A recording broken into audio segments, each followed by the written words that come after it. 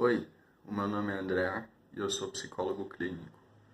Eu estou fazendo esse vídeo para falar um pouco sobre como que a gente costuma começar o processo de uma terapia, porque pessoas que nunca fizeram terapia muitas vezes não têm nem ideia de como isso funciona. Então, começar uma terapia sem saber nem um pouco sobre o que vai acontecer pode produzir um pouco de ansiedade. Então vou falar um pouco de uma das coisas básicas que a gente faz no tratamento, que eu faço no meu tratamento.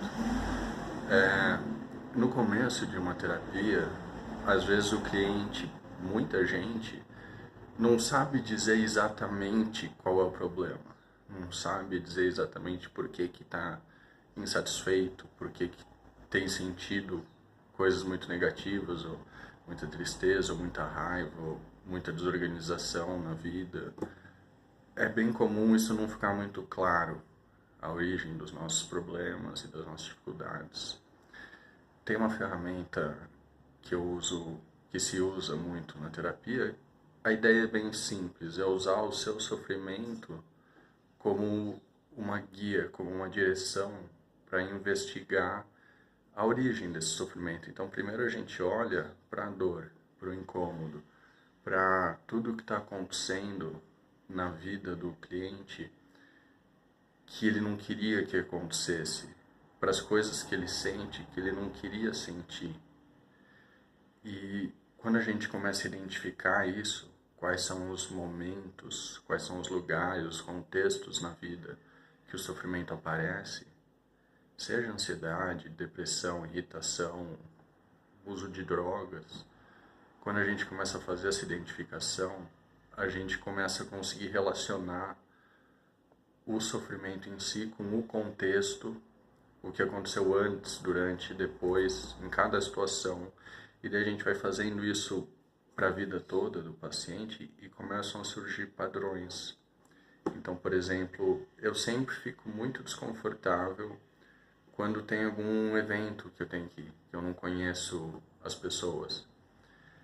Quando você percebe um padrão desses, você já tem várias dicas para olhar de onde pode estar vindo esse desconforto. Então, se o seu sofrimento acontece geralmente em momentos que você está em lugares com pessoas que você não conhece, a gente pode olhar para uma coisa como ansiedade social, como uma possível explicação.